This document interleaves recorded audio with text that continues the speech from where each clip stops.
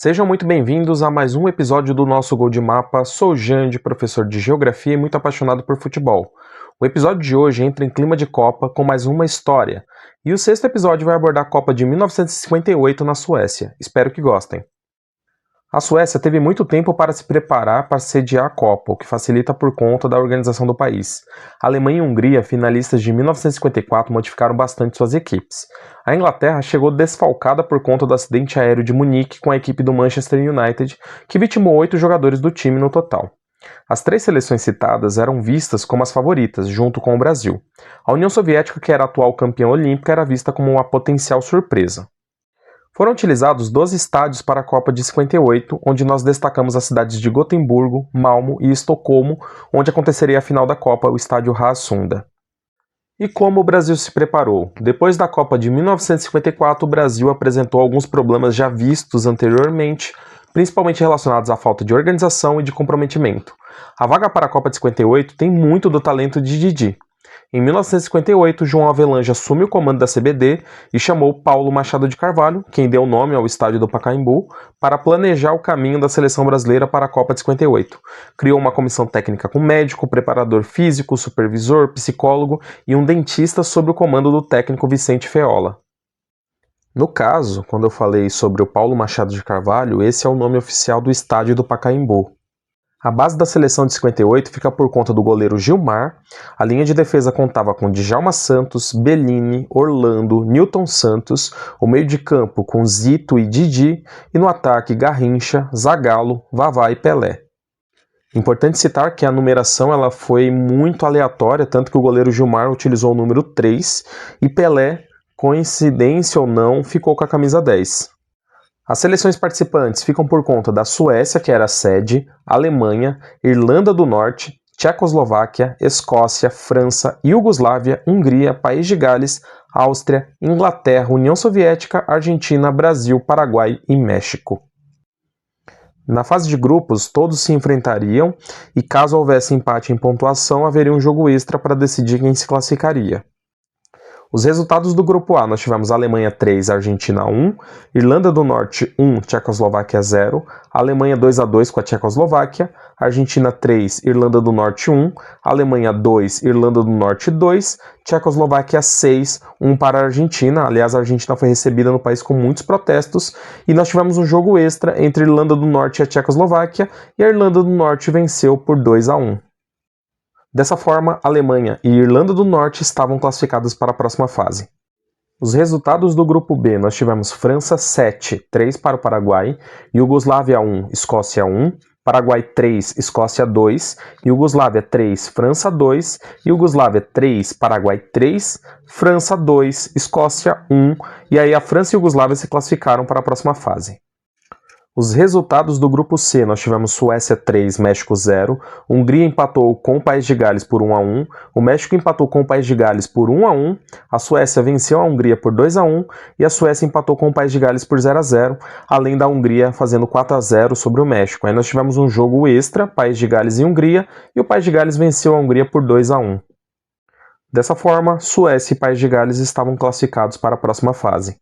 Os resultados do grupo D, nós tivemos Brasil 3, Áustria 0, União Soviética e Inglaterra empataram por 2-2, Brasil e Inglaterra empataram por 0-0, União Soviética venceu a Áustria por 2-0, Brasil venceu a União Soviética por 2-0 e a Inglaterra empatou com a Áustria por 2-2. Dessa forma, nós tivemos um jogo extra, onde a União Soviética venceu a Inglaterra por 1-0.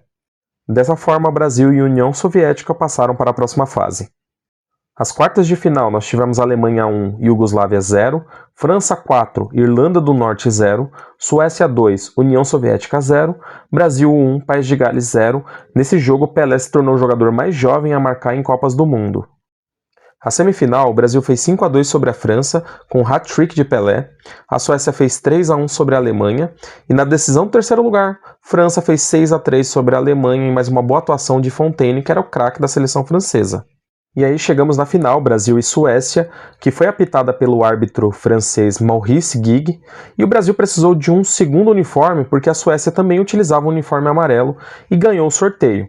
O Brasil decidiu comprar camisas azuis inspirados no manto de Nossa Senhora Aparecida, padroeira do Brasil.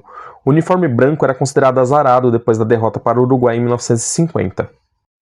Focando no jogo, a Suécia abriu o placar logo aos 4 minutos do primeiro tempo com o Lindholm, e o Brasil virou o jogo ainda no primeiro tempo com 2 gols de Vavá.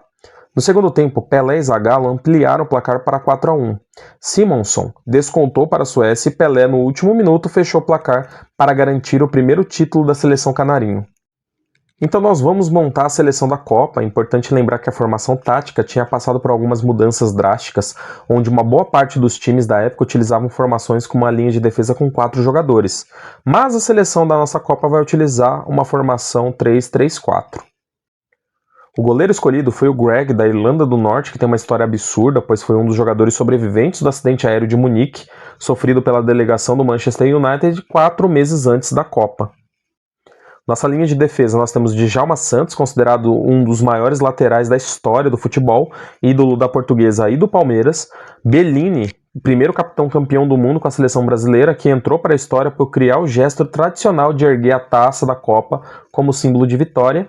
E Nilton Santos, considerado por muitos um dos maiores laterais esquerdos da história, jogou toda a sua carreira pelo Botafogo, onde o estádio que o Botafogo administra recebeu seu nome. Então a nossa linha de defesa totalmente brasileira. O nosso meio de campo nós começamos com o Danny Blanchflower, da Irlanda do Norte, capitão da seleção. Seu irmão Jack Blanchflower foi um dos sobreviventes do acidente aéreo de Munique.